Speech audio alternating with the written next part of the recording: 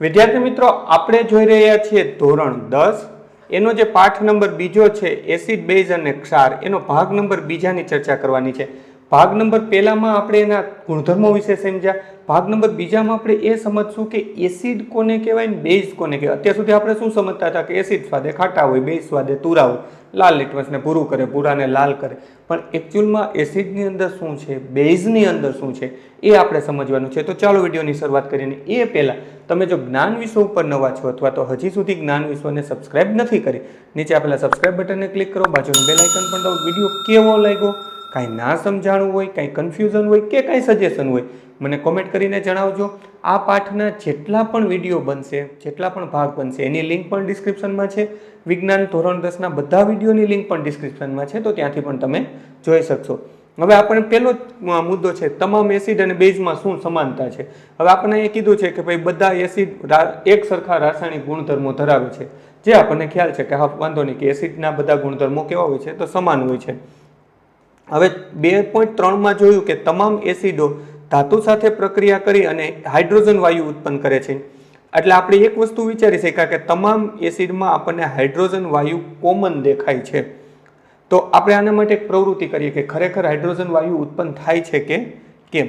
હવે આપણને અહીંયા કીધું છે કે આપણે એક કોમન પરિપથ બનાવી દીધો. અહીંયા 2 ખીલી લઈ લીધી, એમાં આપણે મંદ HCl નું દ્રાવણ નાખ્યું, ત્યાર પછી અહીંયા એક સ્વિચ મૂકી, અહીંયા એક બલ્બ મૂક્યો અને અહીંયા 6 વોલ્ટની બેટરી મૂકી. હવે અહીંયા જે મંદ HCl નું દ્રાવણ મૂક્યું, જેવો વિદ્યુત પ્રવાહ પસાર થશે એટલે આપણને ખબર છે કે અહીંયા H+ અને Cl- આવા બે આયનો મુક્ત થશે અને આપણો જે આ બલ્બ છે એ પ્રકાશિત થશે. હવે આપણને ખ્યાલ છે. હવે આપણને બીજું શું કીધું કે હવે તમે દ્રાવણો બદલો. જેમ કે હવે તમને કીધું છે ગ્લુકોઝ, આલ્કોહોલ એટલે કે કોઈ પણ આલ્કોહોલ કન્ટેન્ટ લઈ શકાય, મિથેનોલ, ઇથેનોલ, પ્રોપેનોલ, બ્યુટેનોલ. ત્યાર પછી હાઇડ્રોક્લોરિક એસિડ જે આપણે ઓલરેડી યુઝ કરી લીધું, સલ્ફ્યુરિક એસિડ એટલે કે H2SO4. આ બધું આપણને યુઝ કરી અને આપણને એવું કીધું છે કે તમે દર વખતે તપાસો કે આપણો જે આ બલ્બ છે એ ચાલુ થશે કે કેમ. તો આપણો બલ્બ ત્યારે જ ચાલુ થશે કે જ્યારે આપણે એસિડ સાથે ડીલ કરતા હશો, એટલે કે એસિડ હશે. અહીંયા આપણે ગ્લુકોઝ લેશું તો ગ્લુકોઝના સૂત્રમાં પણ ખબર છે C6H12O6, આવું આ ગ્લુકોઝનું સૂત્ર છે. તો અહીંયા આપણી પાસે હાઇડ્રોજન તો છે પણ બલ્બ ચાલુ થશે નહીં. પછી આપણે આમાં આલ્કોહોલ લઈએ તો એમાં પણ હાઇડ્રોજન તો આવેલો છે, છતાં આપણો બલ્બ જે છે એ પ્રકાશિત થશે નહીં. એનો મતલબ એવો થયો કે હાઇડ્રોજન આવેલો ભલે હોય પરંતુ જો એમાં આયનીકરણ ના થાય, એમાં H+ આયન અને Cl- આયન બેઝ હોય તો OH- આપણે આગળ ભણવાના છે, એ ન હોય તો બલ્બ પ્રકાશિત નહીં થાય. માટે માત્ર હાઇડ્રોજન હોવો જરૂરી નથી. તો એસિડનો આપણે એક ગુણધર્મ શું ભણી ગયા કે એના જલીય દ્રાવણ, જો શબ્દ ખાસ યાદ રાખજો, જલીય શબ્દ વાપરું છું, જલીય દ્રાવણમાં આપણને H+ આયન જોવા મળે છે. કારણ કે આગળ આપણે 1-2 પ્રવૃત્તિઓ એવી પણ સમજવાની છે કે જ્યાં આપણે સૂકા HCl સાથે ડીલ કરશું અને જ્યારે ડીલ કરશું ત્યારે એસિડ તરીકે આપણને દર્શાવશે નહીં. તો ત્યાર પછી આની ઉપરથી આપણે 2-3 પ્રશ્નો લઈ લીધા કે બલ્બનું પ્રકાશિત થવું એ શું સૂચવે છે, કે જ્યારે બલ્બ ચાલુ થયો એ શું સૂચવે છે કે એ સૂચવે છે કે દ્રાવણમાંથી વિદ્યુત પ્રવાહ પસાર થયો. અને દ્રાવણમાંથી વિદ્યુત પ્રવાહ ક્યારે પસાર થાય તો કે આપણી પાસે કોઈ પણ ધન આયન હોય અને કોઈ પણ ઋણ આયન હોય ત્યારે દ્રાવણમાંથી વિદ્યુત પ્રવાહ પસાર થાય. શુદ્ધ પાણીમાંથી જો પાણી વિદ્યુતનો પ્રસાર થવા દે છે, આપણે પાણી ન દઈએ તો આપણને શોર્ટ લાગે છે, સાચું. શું કામ? કારણ કે શુદ્ધ નથી. એકદમ ફિલ્ટરવાળું પાણી કે જેમાં કોઈ પણ પ્રકારના અશુદ્ધિઓ નથી, 100% નિસ્યંદિત પાણી લઈએ તેમાંથી વિદ્યુત પ્રવાહ પસાર નહીં થાય, કારણ કે એમાં આવા કોઈ દ્રાવણો આયનો નથી. નકર પાણીના અણુ આપણે વિચારીએ તો એમાં H2O છે, આમાં હાઇડ્રોજન આપણી પાસે છે જ, પરંતુ તેમ છતાં એનું આયનીકરણ ન થતું હોવાને કારણે એમાંથી વિદ્યુત પ્રવાહ પસાર થશે નહીં. બીજો પ્રશ્ન જોઈએ, દ્રાવણમાં વિદ્યુતનું વહન કોના દ્વારા થાય છે? તો એક શબ્દ આવી ગયો, આયનો દ્વારા જ વિદ્યુતનું વહન થાય છે. ત્રીજું, એસિડ અને બેઝના ગુણધર્મો માટે જવાબદાર આયનો લખો. તો કે એસિડ માટે આપણે H+ લખી શકીએ અને બેઝ માટે આપણે OH- લખી શકીએ. જો અહીં બંનેમાં AQ લખ્યું છે, મતલબ કે બંનેમાં જલીય શબ્દ આવશે, સુકાય એસિડ કે બેઝ થતો નથી. આપણે આગળની એક પ્રવૃત્તિમાં એ વસ્તુ જોશું. ત્યાર પછી જો અહીંયા મેં કોઠો આપી દીધો કે HCl એટલે કે હાઇડ્રોક્લોરિક એસિડમાં આપણો બલ્બ પ્રકાશિત થશે. શું કામે? તો કે આપણને H+ મુક્ત થાય છે, H2SO4 થશે, પછી ગ્લુકોઝમાં થતો નથી. જો ગ્લુકોઝનું સૂત્ર છે અહીંયા મેં H છે છતાં આમાં એચ કે OH માઇનસ નથી. હવે તમને એમ થતું હશે અત્યાર સુધી તો આપણે એચ ની વાત કરતા હતા, OH ક્યાંથી આવ્યું? તો કે જ્યારે બેઝ આપણે લખીએ ત્યારે એનું સૂત્ર થાય NaOH, અને બેઝ અથવા તો હું લખી આ NaOH માઇનસ અને Na પ્લસ, તો આમાંથી પણ વિદ્યુત પ્રવાહ પસાર થશે, માટે આપણે લખ્યું. ત્યાર પછી આલ્કોહોલમાંથી તો કે પ્રકાશિત થતો નથી, અહીં આલ્કોહોલનું મેં એક સૂત્ર લખી નાખ્યું, તો પણ અહીંયા જો OH માઇનસ કે H પ્લસ થતો નથી. NaOH જો આગળ અહીં મેં જે તમને સમજાવ્યું એ જ વસ્તુ આવ્યું, પ્રકાશિત થાય છે. શું કામ? તો કે OH માઇનસ ઉત્પન્ન થાય છે. પછી અહીંયા CaOH ટ્વાઇસ પણ બેઝ છે, તો એમાંથી પણ OH આયન મુક્ત થતો હોવા બલ્બ પ્રકાશિત થશે. સિમ્પલી આપણે શું યાદ રાખ્યું કે જેમાં આયનીકરણ થાય છે, એટલે કે ધન આયન અને ઋણ આયન મુક્ત થાય છે, એમાંથી વિદ્યુત પ્રવાહ પસાર થાય છે. જ્યાં આયનીકરણ થતું નથી ત્યાં આપણો બલ્બ પ્રકાશિત થતો નથી. ત્યાર પછી આપણે આગળ જોઈએ. હવે જે વસ્તુ આપણે કોઠામાં સમજ્યા હતા, કોષ્ટકમાં સમજ્યા હતા, એનું તમને અહીંયા લખાણ આપ્યું છે કે એસિડના કિસ્સામાં બલ્બ પ્રકાશિત થશે, પરંતુ આપણે અવલોકન કર્યું કે ગ્લુકોઝ અને આલ્કોહોલના દ્રાવણમાં વિદ્યુતનું વહન થતું નથી. આવું શું કામે બન્યું? જવાબ આપણી પાસે છે જ, કારણ કે બંનેનું આયનીકરણ થતું નથી. અથવા તો આપણે એવું કહી શકીએ કે એમાં આ H પ્લસ અથવા તો OH માઇનસ આયનો ઉત્પન્ન થતા નથી. તમને પ્રશ્ન પૂછે તો લખી શકાય કે શા માટે ન થયું? તો કે એનું આયનીકરણ નથી થતું, આ શબ્દો પણ ચાલે, અને ડાયરેક્ટ તમે આયનોના નામ લખી નાખો કે H પ્લસ નથી ઉત્પન્ન થતું, OH માઇનસ ઉત્પન્ન નથી થતું, તો પણ ચાલે. હવે જો એસિડમાં ધન આયન તરીકે H પ્લસ હોય છે, જો આ HCl માંથી આ H પ્લસ ને Cl માઇનસ બે અલગ થઈ ગયું. HNO3 માં NO3 માઇનસ હોય છે, અને H2SO4 માં SO4 2 માઇનસ હોય છે, અને એસિટિક એસિડમાં CH3 C double bond O minus હોય છે.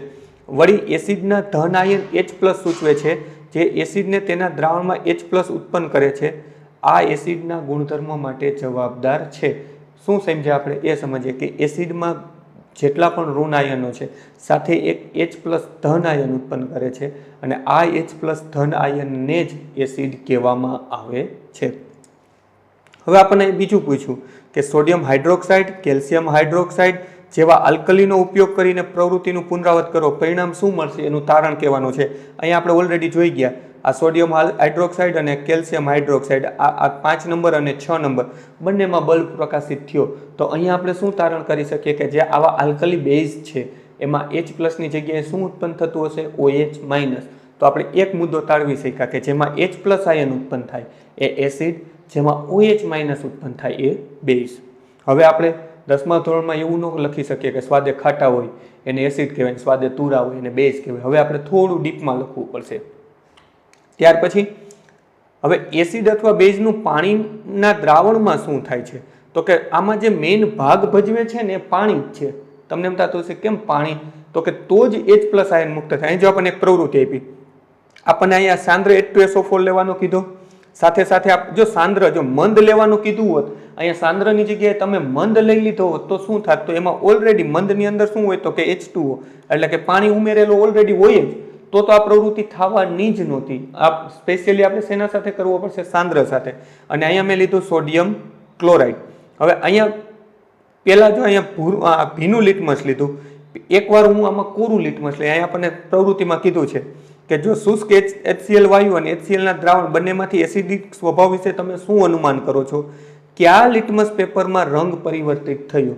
તો હંમેશા યાદ રાખજો કે જ્યારે આપણે આ ભીનું લિટમસ લીધું, જો અહીંયા થોડોક તમને લાલ કલર દેખાતો હશે, તો ભીના લિટમસમાં જ રંગ પરિવર્તન થયું, શુષ્કમાં થશે નહીં, કારણ કે શુષ્કમાં એસિડના H પ્લસ આયન મુક્ત થતા નથી. અહીંયા કીધું ને શુષ્ક HCl વાયુ અને HClનું દ્રાવણ, તો HClના દ્રાવણમાં થશે. મેં આગળ તમને વાત કરી હતી કે જલીય દ્રાવણ શબ્દ હંમેશા યાદ રાખજો, કારણ કે પાણીની અંદર જ H પ્લસ મુક્ત થશે. જ્યારે અહીંયા શુષ્ક HCl વાયુ ઉત્પન્ન થતો હશે આ વિમોચન નળીથી, ત્યાં થશે નહીં. પણ લિટમસ પેપર ભીનું હશે તો આપણને શું કામે રંગ બતાવ્યું? વાયુ તો શુષ્ક જ હતો.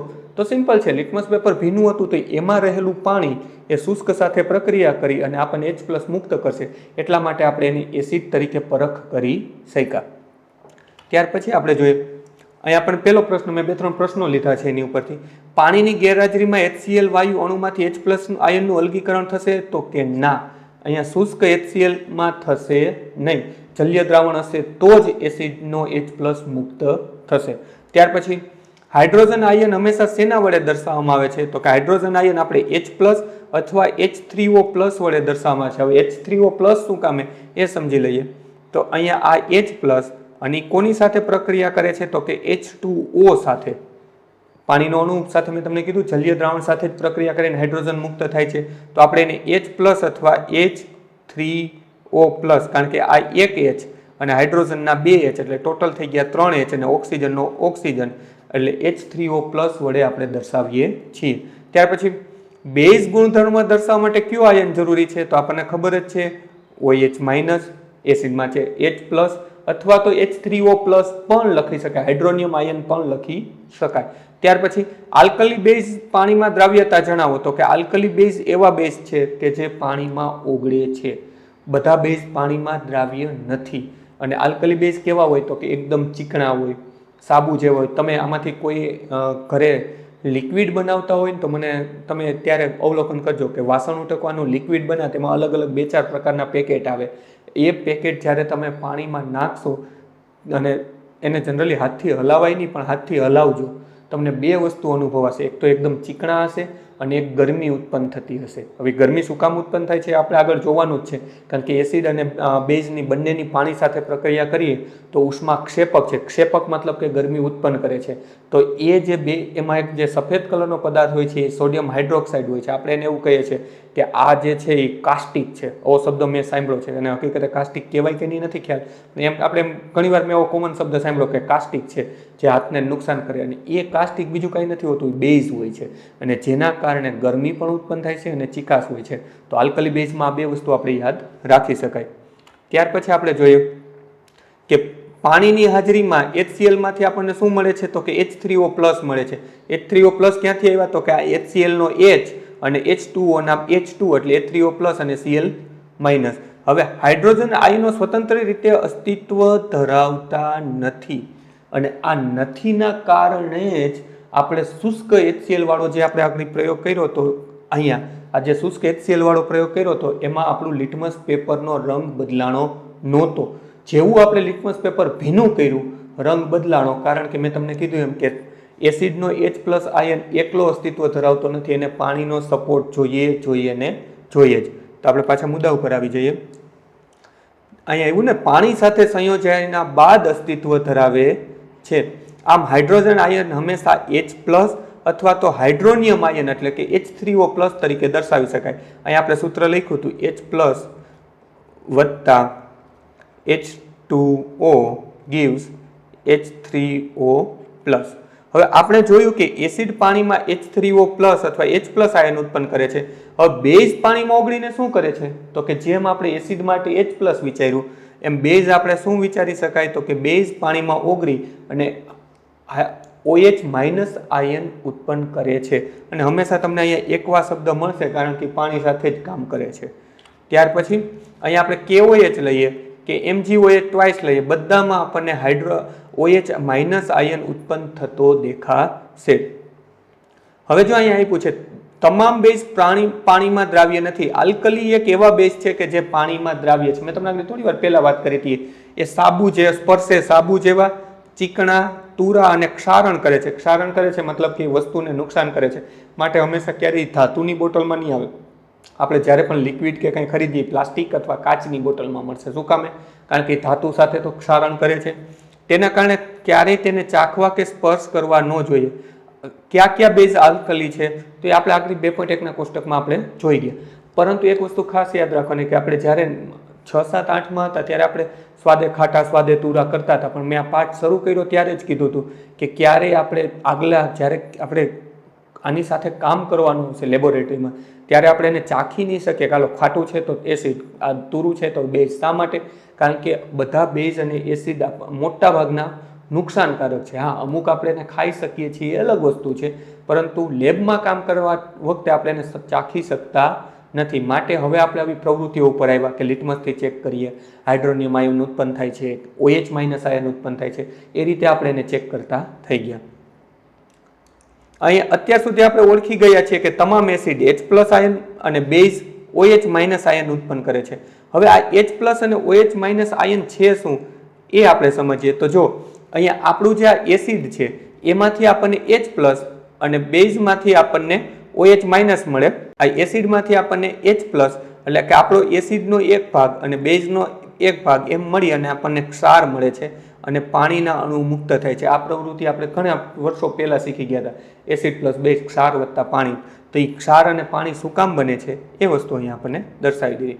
હવે અહીંયા આપણને એક આકૃતિ આપી છે કે સાંદ્ર એસિડ અને બેઝ ધરાવતા પાત્રો પર લગાવેલા ચેતવણીના સંકેતો. આવું શા માટે લગાવેલું હોય છે? તો તમે ઘણીવાર એવું ઘણા પાસે સાંભળ્યું હશે કે એવા બહુ ખતરનાક એસિડ આવે કે એક ટીપું અહીંયા મૂકો તો આરપાર નીકળી જાય. હા, એ વસ્તુ વાસ્તવિકતા છે. બહુ સાંદ્ર અને અમુક એસિડો અને અમુક બેઝો એવા આવે છે કે જે તમને ખરેખર નુકસાન પહોંચાડે છે. માટે એને સ્પર્શ કરવા જોઈએ નહીં. માટે હું સ્ટીકર લગાડેલો છું. મેં તમને આગળ થોડી વાર પહેલાં જે ઉદાહરણ આપ્યું ને કે તમારી ઘરે જ્યારે વાસણ ઉટકવાનું લિક્વિડ બનતું હોય, રેડીમેડ લેતા હોય તો અલગ વસ્તુ છે, એટલે નાના નાના 3-4 પાઉચ આવે અને બનતું હોય તો એને ક્યારેક હાથ નાખીને હલાવજો. જો આ રેકમેન્ડેડ છે નહીં, પણ તમે થોડીક વાર એમાં જરીકે 1-2 મિનિટ હાથ નાખીને કાઢી લેશો, પછી તમે તમારી ચામડીનું અવલોકન કરજો. એકદમ પેલી થઈ જશે, શુષ્ક થઈ જશે અને આમ તમને કંઈક અલગ અનુભવાશે. તો બને ત્યાં સુધી આવા અખતરા કરવા નહીં, કારણ કે એટલું બધું સાંદ્ર નથી હોતું. એટલા માટે હું તમને ટ્રાય કરવાનું કહું છું. પરંતુ લેબની અંદર જ્યારે આપણે કામ કરશું આગળ જતાં, ત્યારે આપણે એસિડ કે બેઝને ડાયરેક્ટલી સ્પર્શ કરશું નહીં. હવે આપણને એવું કીધું છે કે એક બીકરમાં 10 ml પાણી લો, એમાં થોડા ટીપા સાંદ્ર H2SO4 ઉમેરો અને બીકરને ધીરે ધીરે ગોળ ગોળ ફેરવો. બીકરના તળિયાને સ્પર્શ કરો. શું તાપમાનમાં ફેરફાર જણાવો? તો કે હા, જણાશે. શું થશે? બીકર ગરમ થશે. મેં તમને એવું કીધું હતું કે એસિડ અને બેઝ બંનેની પ્રક્રિયા પાણી સાથે કરતા એ બંને ઉષ્માક્ષેપક છે, ગરમી મુક્ત થશે જ. હવે શું તે ઉષ્માક્ષેપક કે ઉષ્મા શોષક પ્રક્રિયા છે? શોષક નથી ભાઈ, આપણી છે ઉષ્માક્ષેપક. ક્ષેપક એટલે શું? ગરમી મુક્ત થવી. પાઠ 1માં આપણે સમજી ગયા. આપણે શ્વાસ લઈએ છીએ, ઉષ્માક્ષેપક છે. કુદરતી વાયુનું દહન એ ઉષ્માક્ષેપક છે. ચૂનાનો પથ્થર આપણે પાણીમાં ઓગાળીએ એ ઉષ્માક્ષેપક છે. તો ઉષ્માક્ષેપક એટલે કે ભરપૂર માત્રામાં ગરમી ઉત્પન્ન થાય છે. આ પ્રવૃત્તિ સોડિયમ હાઇડ્રોક્સાઇડની નાની ગોળીઓ સાથે પુનરાવર્તિત કરો. સોડિયમ હાઇડ્રોક્સાઇડની ગોળીઓ એટલે મેં પેલું લિક્વિડ બનાવવાનું કીધું હતું, વાસણ ઉટકવાનું, એની અંદર સફેદ સફેદ જે નાની નાની એકદમ શું કહેવાય પતાસા જેવો જે પદાર્થ મળે એ સોડિયમ હાઇડ્રોક્સાઇડ જ હોય છે. તો એ પણ ઉષ્મા ઉત્પન્ન કરશે. મેં તમને કીધું હતું હવે જ્યારે લિક્વિડ ઘરે ક્યારેક બને, ટ્રાય કરવા પૂરતું જોજો, તમારો પ્રયોગ પણ થઈ જશે અને સમજૂતી પણ મળી જશે. હવે જો અહીંયા આપણને આપી દીધું છે, પહેલા પ્રશ્નો પૂછ્યા, એનો જવાબ નીચે આપી જ દીધો સમજૂતીમાં. એસિડ અને બેઝ પાણીમાં ઓગળવાની પ્રક્રિયા ઉષ્માક્ષેપક છે. સાંદ્ર નાઇટ્રિક એસિડ અથવા સલ્ફ્યુરિક એસિડને પાણી સાથે મિશ્ર કરતી વખતે સાવચેતી રાખવી જોઈએ. એસિડને હંમેશા પાણીમાં ધીમેથી ઉમેરવા જોઈએ. જો સાંદ્ર એસિડમાં પાણી ઉમેરવામાં આવે તો ઉષ્મા મિશ્રણને બહાર તરફ ઉછેડી દે છે, તમને દજાડી દેશે, તમારું પાત્ર ફાટી જશે. આમાં તમને એમ થતું હશે આમાં શું? હવે હું તમને એક ઉદાહરણ આપું. આની અંદર સાંદ્ર એસિડ ભર્યો છે અને આની અંદર આપણી પાસે પાણી ભર્યું છે. હવે આ પાણી આમાં નાખશો તો અહીંયા એસિડનું પ્રમાણ વધુ છે. એસિડની પ્રમાણ કેવું છે? વધુ છે. આ પાણીનું પ્રમાણ કેવું છે? ઓછું. આમાં તમે ટીપે ટીપે નાખશો તો આ એકદમ ઝડપથી રિએક્ટ કરશે અને આ એસિડ બધું આમ બહાર ઉડાડવાની કોશિશ કરશે.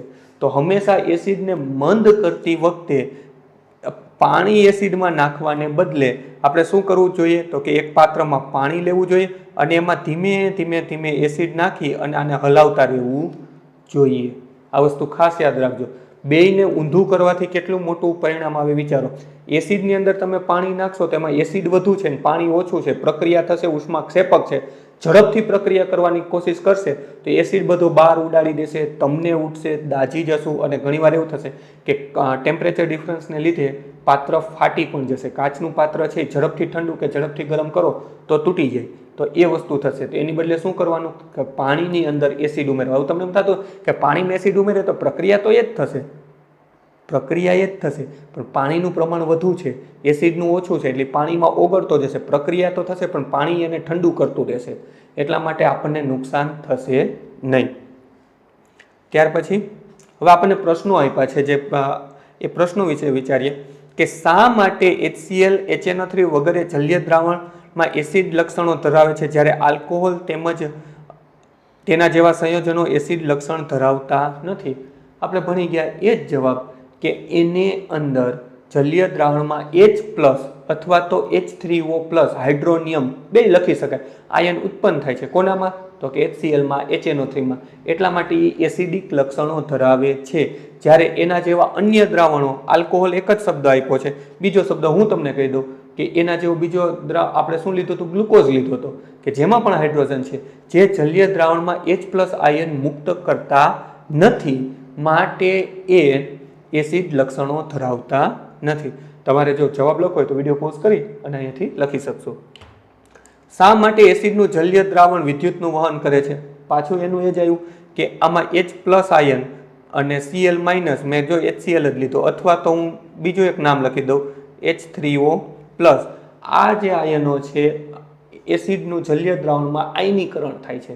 આયનીકરણ એટલે શું? કે બે આયનો છૂટા પડવા, એક ધન અને એક ઋણ. આયનીકરણ થાય છે અને આયનીકરણને કારણે વિદ્યુત પ્રવાહ પસાર થાય છે.